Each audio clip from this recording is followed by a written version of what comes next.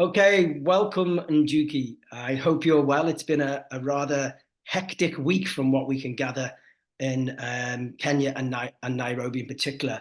So we just wanted to catch up with you about the protest and what's been going on. But first, could you just quickly introduce yourself to people of ROAPE and the world who are watching, in case they don't know who you are?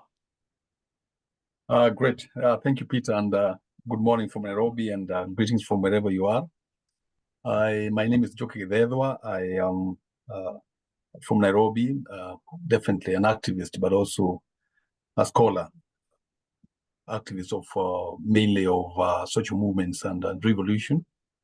But I'm associated also with the activist and leftist organizing in Kenya. So I'm able to observe and to engage in what I can be able to do at this juncture of time. So I'm very happy to be able to join in this conversation and see what I can contribute. Great, and thanks for taking the time out. I know you've been busy yourself on the streets this week. So just to remind everyone, could you tell us what's the current situation with the uprising? Great. The situation now is still continuing. Definitely, it has escalated now for what we called a week of rage, and definitely this language of rage is also taken from the Egyptian uprising that we saw at some point back. But now the situation is still tense. It has continued, and even now we can see some pockets of people in the streets. But we can say that the concession by the president yesterday, and from his members of parliament, and from the deputy president, and from the entire cabal of members of parliament who passed over the bill, has kind of divided attention in terms of the urgent needs, what they want. But also they conceded that they will withdraw the bill from the parliament. And of course, the biggest demand for the protesters, all of us, was that they will reject the finance bill 2024. Now they have done that. So the situation is still tense, but I think it's a little bit now subsided because the first demands have been met. Yeah, brilliant. Okay, and that really was a huge victory, and that's been made very clear. President Ruto said that he'd been listening to the voice of the people, and so he had to back down. So that was very clear. So you mentioned the finance bill. Can you just give us a little bit of background about the causes of the uprising and the background to the finance bill? The current issues is the high cost of living. It is massive unemployment that we find with everyone, and particularly the younger generations that we find in this country. But of course, this has got the whole roots of the inequalities that have been in this country since independence. Kenya is a new colonial state. So the shifting of inequalities have never happened. So millions, they live beyond means of survival. And the young people have seen their parents, they have seen the society, they have seen a lot of crumbling that is being done in the country. And so the post-independence government has not been able to do anything to be able to bridge the gap between the inequalities in this country. The poverty is seen increasing, whereas we see a lot of people who surround the president, the economic elite, the corporates, they are benefiting from the spoils of our wealth. So the current president was elected because he was able to lie to the people that she will shift the power balance from the economic barons, the elite, the people who control the economy, and he called them the dynasty. This is led by the people he supported, Uhuru Kenyatta, and he also brought Raila Odinga in that mix. And he said the economy will be bottom up. It will be starting from the people who are being affected by the economic nightmare. And this exactly is what made some youth, mainly in central Kenya, from his own region itself, and many other people to support him. And he won. Of course, he didn't win with a lot of margin, but he won with the basic that he will try to bring the economy, not from the trickle-down economy that we talk about, but he tried to bring them from the bottom up. And exactly this is what people expect of him to do. But now when he comes into power, He is beholden by the same neoliberal interest from the IMF and World Bank. He is beholden from Americans and other people who really run economies down. And he is talking about that there is no money, but the kind of corruption, the kind of wastage, the kind of influence that we see with these people, it means there is money, but the money is being misused very badly. But now to be able to bring in much more debt in what he called, to bring much more money in the country for what we call that he's trying to remove the country from the bondage of debt. He brings packages from the IMF and World Bank. The entire finance bill was chauffeured and driven by the World Bank and IMF, who completely don't see the countries of the global south there surviving. In fact, they want to bring them down and kill them. So bit by bit, he has continued increasing the price of basic commodities, from fuel, from food items, from many things, including the withdrawal from education subsidies, the health issues, many things that we always find within the paradigms of neoliberalism, including the finance bill, which was thrown out to the bill to the mouth and throats of many people. And you find that even when the bills was being read in Parliament, we had people from the IMF and World Bank sitting within the terraces of the Parliament, listening to what we are saying. But even if some people gave some views, some professional bodies who were organized gave some views regarding the finance bill, and some things were drawn out, were withdrawn from the finance bill. Still, the majority of people were silent, and they didn't have any chance to be able to air their grievances. And this majority of the people were simply the young people. And particularly these young people, they were affected because with the lack of jobs and employment within the industry that have collapsed in this country, and agriculture is not doing very well, what do you find the young people doing in this country, and maybe elsewhere in Africa, is surviving through the digital content and creation. The cyberspace has become a job for them. So if they find their taxes, which are going to invade their spaces, you'll expect the uprising happen. So this was the bottom line of it all. But it is much more than a finance bill. It is the inequalities that exist in this country. It is the control of the economy and power by barons and people who don't believe in bringing the equality. It is much more.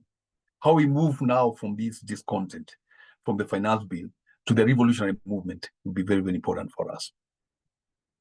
Yeah, great for that. Two really important points there that stood out for me. The first was that it reminds me of the history of protests, not only in Kenya against IMF and structural adjustment, but across the whole African continent. And I'm just wondering if it's a sense of deja vu, or if we're going round in circles, because there is this fine history of protests against IMF and structural adjustments, and subsidies being withdrawn, and now we have a finance bill which is increasing taxes. Yet here we are again here you are again having to protest again.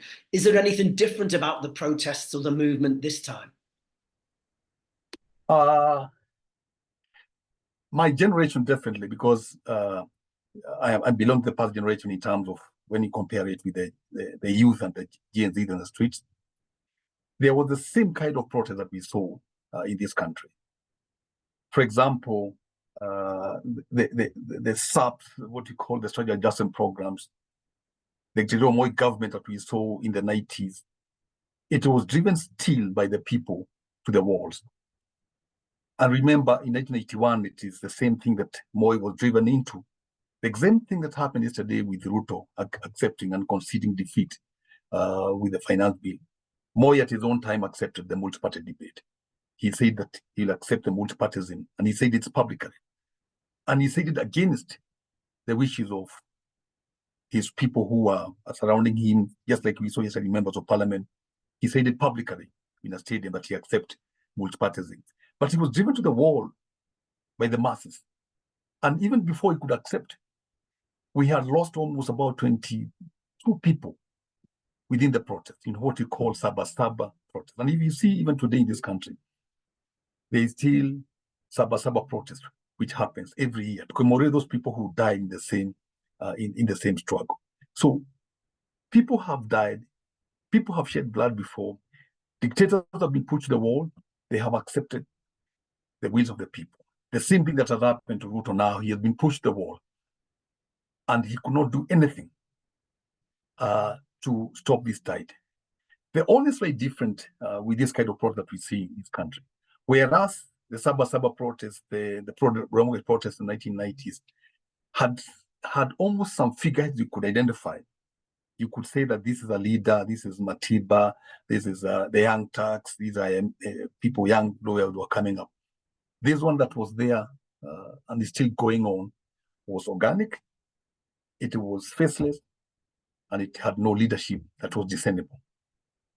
And this is the biggest difference that we find, for example, in this kind of protest, that they didn't even want to have any kind of leadership.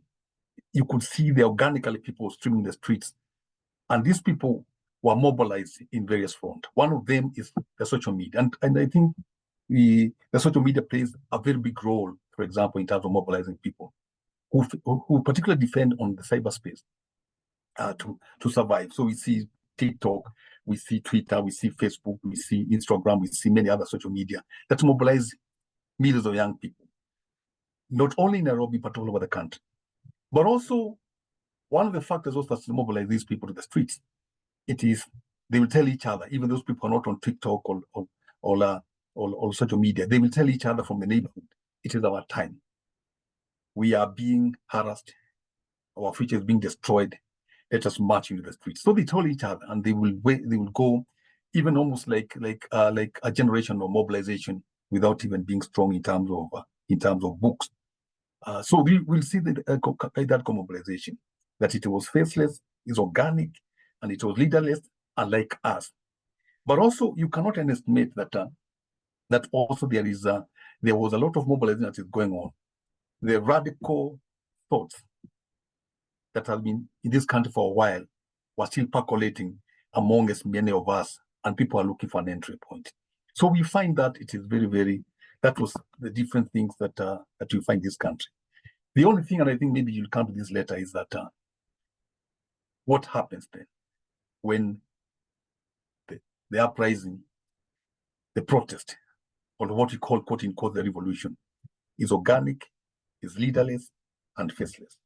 The question you've been asking us, what if power falls on the streets?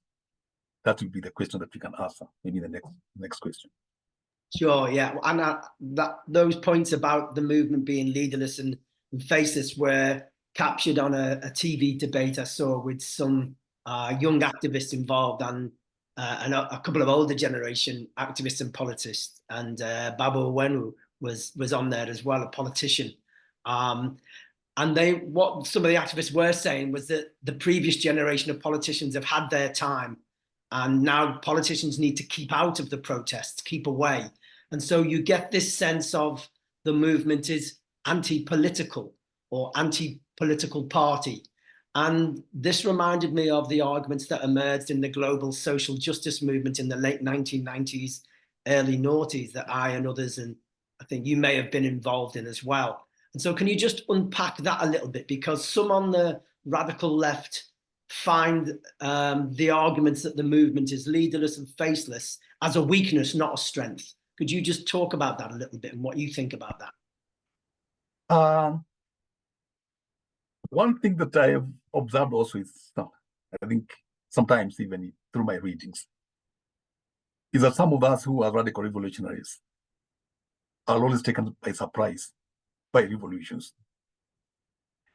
Even in Kenya, the Mau Maui movement itself took by surprise some people who wanted a systematic and methodical process of throwing away colonialism. But when the young people took to the forest to secure this country from the evils of colonialism, some of people were taken aback exactly by the militancy of the young people.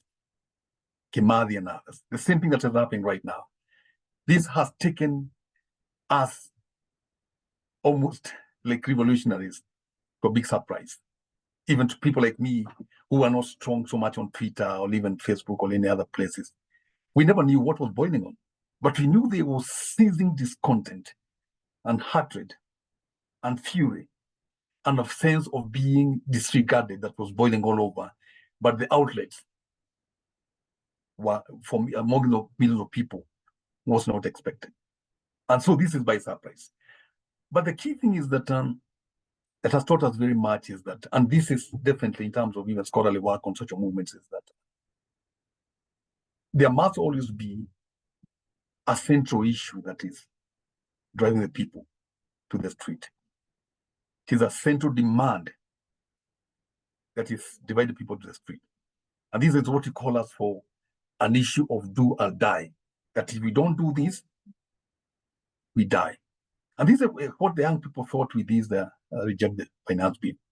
They were sure that if we don't reject this bill, if it passes, our lives, the lives of our parents, and the lives of our future, even our children, will be doomed. So that central call was very important. But now, and that central call does not require any anything in the leadership sometimes to be able to rally against it. You remember that us, when we talk about revolution, we talk so much about the mind and how people are able to perceive revolutionary movements. When we talk about objectives and subjective conditions and all those things we talk about, we miss one point which is very key, that for people to go to the streets and willing to die, they must speak much more, not even to the mind, but much more to their hearts, to their emotions. And this is exactly what these things has done. Now, the key thing, the problem is that once now people mass on the streets, and they do a lot of great things. Like, for example, storming and breaching the parliament, for us was the first in the entire generations. For people to go and storm the members of the Supreme Court, another arm of the government, to go and destroy even and burn all the offices within the governor's office in Nairobi, for them even to go and state houses and occupy state houses all over the country was a first in all of us. But the question is why there is skeptical in terms of the old revolutionaries and many of us. What if power falls? And this is why people who are talking about organic, leaderless, and faceless, sometimes we take caution.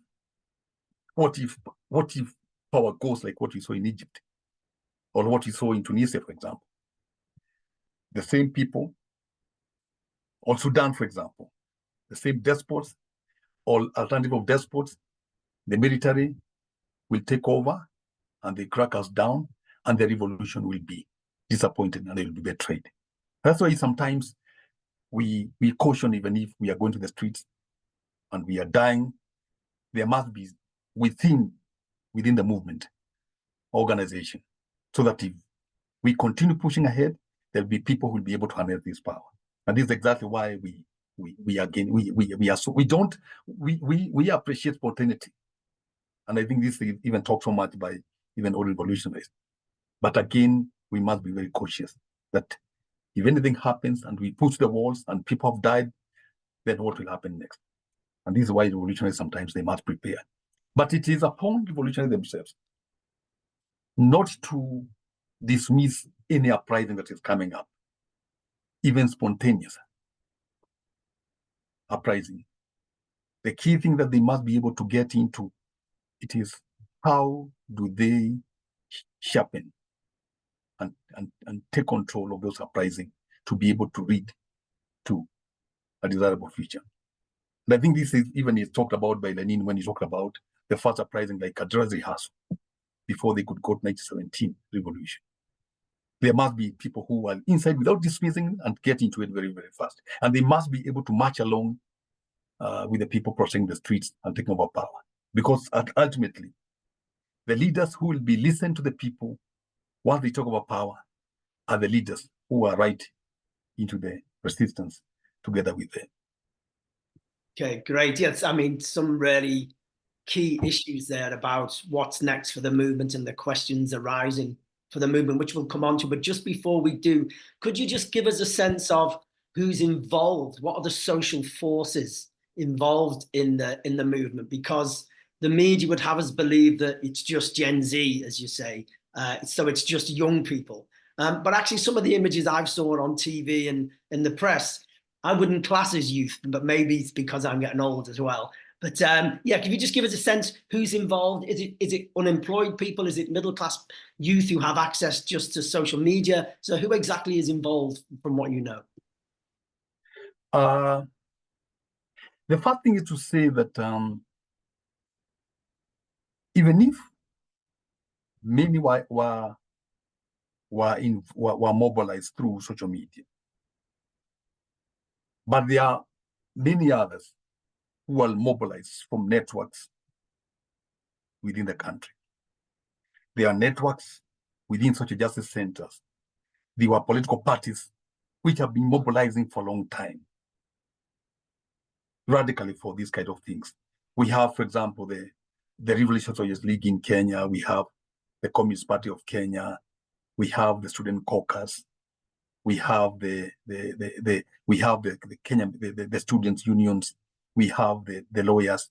There are groups, and this is the very, very key, that there are some groups which have been mobilizing for these things in their own small ways, quietly. But when there is explosion now of resistance on the streets, this group were able to settle, to come to the streets with their people and to join the uprising. And these actually, they are the people who might even guide this revolutionary beyond the faceless and organic kind of movement. They marched the streets and they were able to bring all their sectors to bear on the streets. So it is not only the argument that we are finding that it is faceless people who emerge in the streets. I think sometimes the liberal world sees when people come to the streets, it's almost like it's out of the blues. There was deep organization that is happening, even if it is within the Twitter spaces, with social media spaces, but also we must say there was physical spaces that have been organizing for this uprising all the years. But we can say we can say several things. Let me just switch this off. A minute, please. You're being called back to the streets as we speak. Yeah, sure. Yeah, sure. I forgot to switch it off. Now, we cannot underestimate that there are millions of the people who came to the streets, mobilized and faceless. But we cannot underestimate that there are many others, definitely, who are mobilized from other radical sectors, like what I've mentioned before. And these actually, I've said even before, these are the people who might shape the revolution to some other desirable ends. And one point which I don't want to miss out is that it is true what you saw, that there were the older generation, I mean, mainly the youth. I am calling it not so much a Gen Z revolution myself, or a Gen Z uprising. I'm finding it much more like a youthful uprising, comprised of what we call the millennials, comprised of young people, the Gen Zs. We are finding the older folks, who are not many really, my generation and others.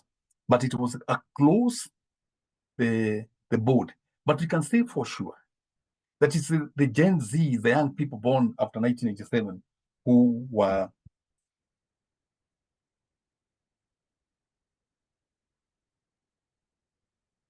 Skype. No problem, no problem.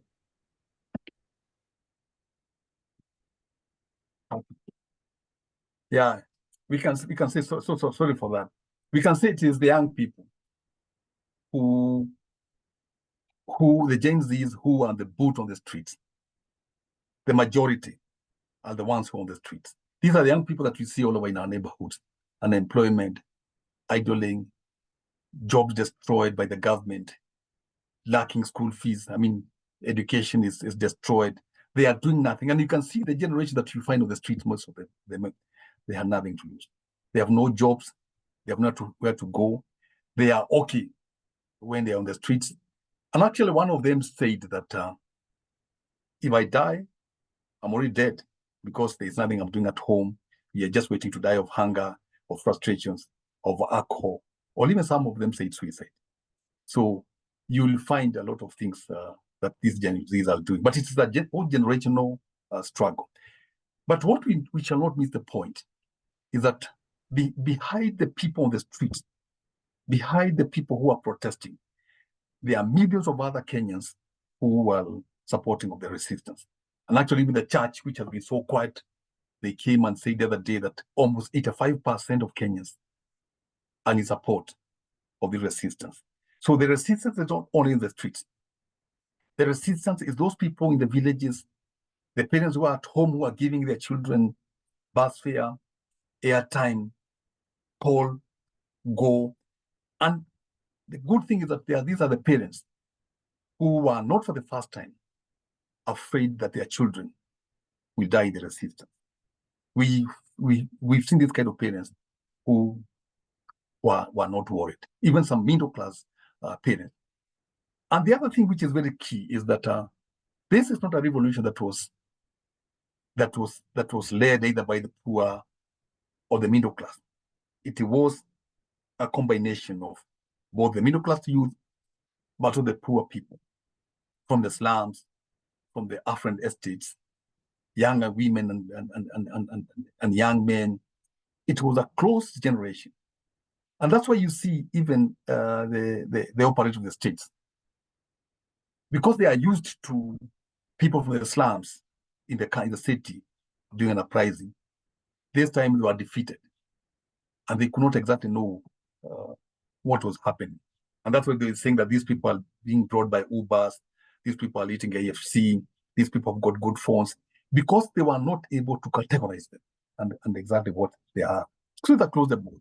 And I think this is the beauty of it all, that now many other people are rising, apart from the issue suspects, either from the slums or even from the opposition areas, like, for example, in Luo Nyanza or in Mombasa or in places like Ukambani, which are known really like protest areas. This was across the board.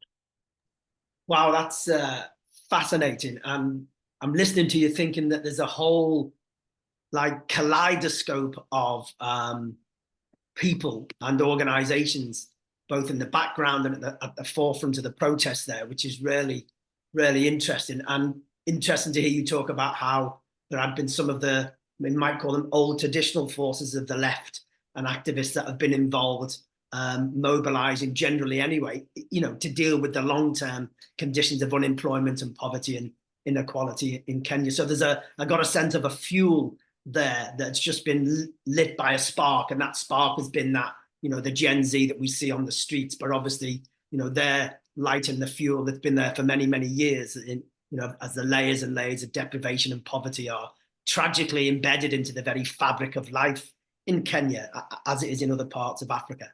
I just want to, as we start to wrap up, move forward a little bit, and a very difficult question, I know, but what do you think is next, and what can be done to prevent? I think what you hinted at before is what some of us have called the recycling of elites. I mean, often we see these protests emerge, they win some demands, some politicians or key activists who seem to be the leader of the movement or run to the front of the movement, then end up in parliament, end up saying that they are now the new voice of the people. But just like Ruto and others, they end up then attacking the people. So how can we break this cycle of recycled elites doing the same again? What's going to be different this time, do you think? What do the activists need to do you think?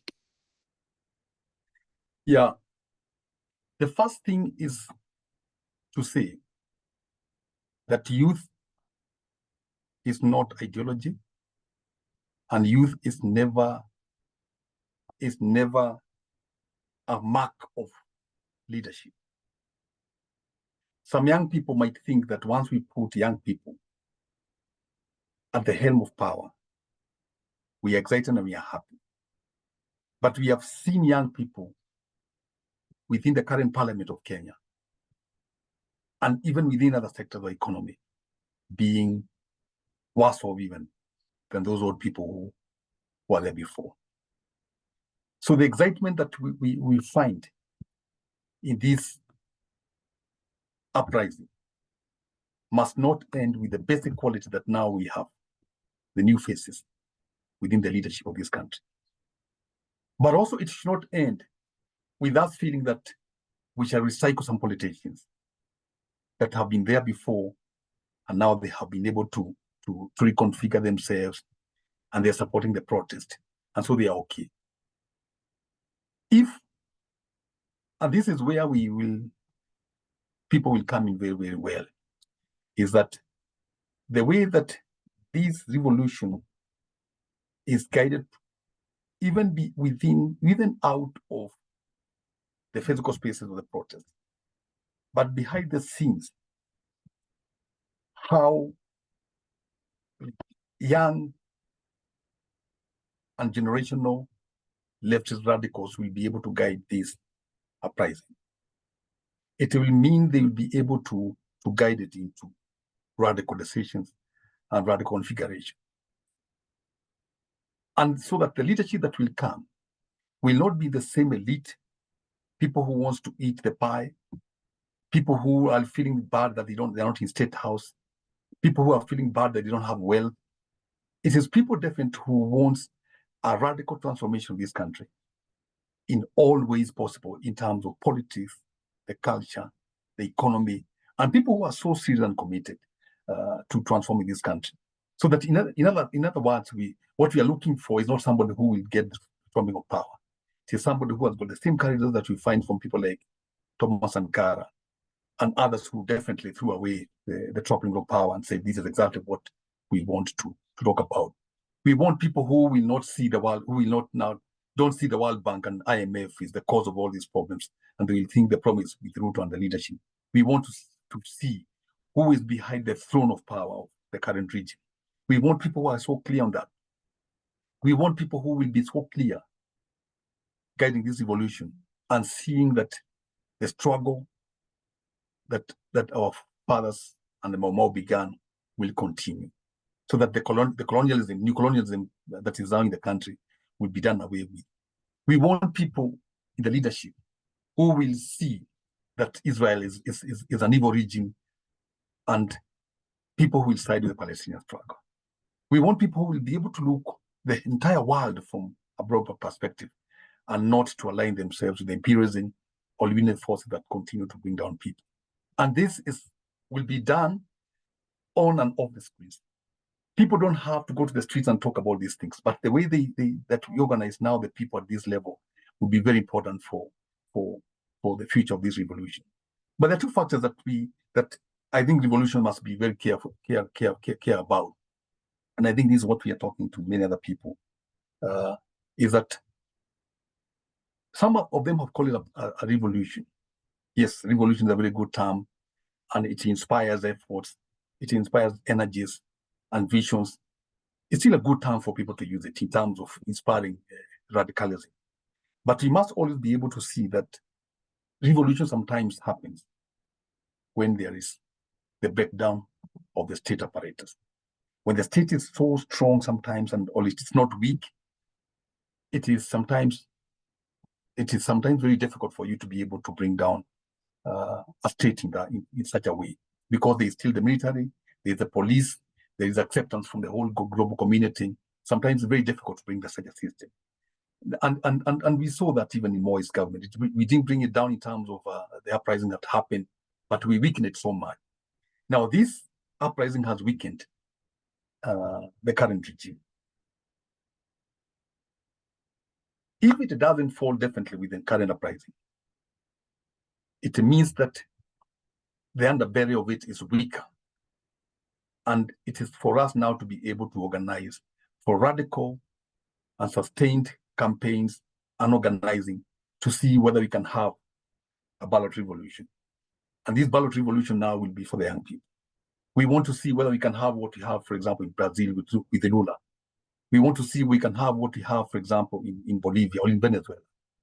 That if we don't succeed by overthrowing the state through the streets, will the young people be mobilized enough to take votes and vote out this government? And this is they are capable of doing.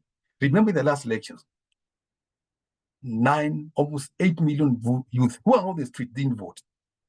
If 8 million votes, 8 billion young people, they take the ballot and they vote out this government in the next elections, then we'll have a ballot revolution in the next elections. And what will happen is that there'll be new leadership. But this leadership is what now we need to prepare for it to be radical, anti-imperialist, and for people and committed to radical transformation in this country.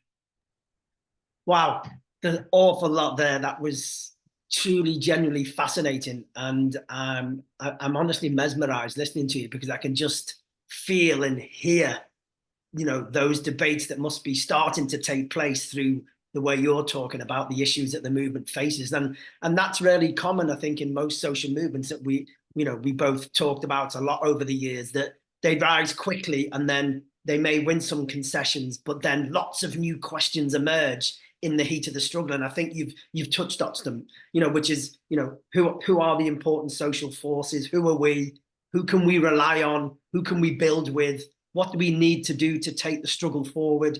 Can we rely on the old parties? Do we need a new party? If so, what type of party? I mean, all these questions are obviously now going to be brought to the fore, and they're brought to the fore because it's the smashing of Parliament that's done that. So I think another point you made that was absolutely brilliant was that the youth and the energy is important, but it's not enough to drive these, you know, the changes forward. And so people are going to have to address those questions. We could talk forever. This is absolutely brilliant, but time is against us just now. I know you're very busy with the movement, and the movement must come first. So how about we arrange for you to update us maybe in a month or two about, you know, some of these questions and what's emerged since the fantastic victory this week? Is that okay? Okay, it's okay. It's okay. Thank you so much. I'll also do an article maybe and share on ROAPE. Yeah, regarding my reflection on it all. But of course, now we must see that now it is done already. What next we can do? And thank you so much for your time, Peter. Oh no, thank you so much. You took time to come away from the all important struggles to talk to us and update us, and I know people will appreciate it. So we'll get this on the website straight away and get it out there and circulate it. Brilliant, thank you. And we send our love and best wishes, and take care.